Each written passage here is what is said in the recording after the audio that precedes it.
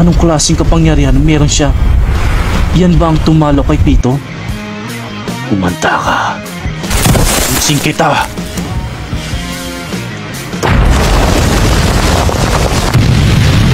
At agad namang sinundan ni Gon ito ngang si Pariston habang nasa eringa mula sa pagkakahagis niya. At kinagulat naman ito ni Pariston dahil nasa bilis ng pagkilos nito. Napakalakas na suntok nga ang ginawa ni Gon, pero agad naman itong nasalag ni Pariston. Ang lakas niya.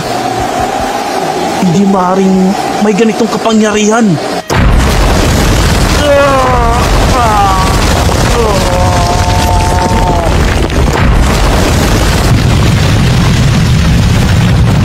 At may kasunod pa nga si Gon, at kinagulat na naman ito ni Pariston.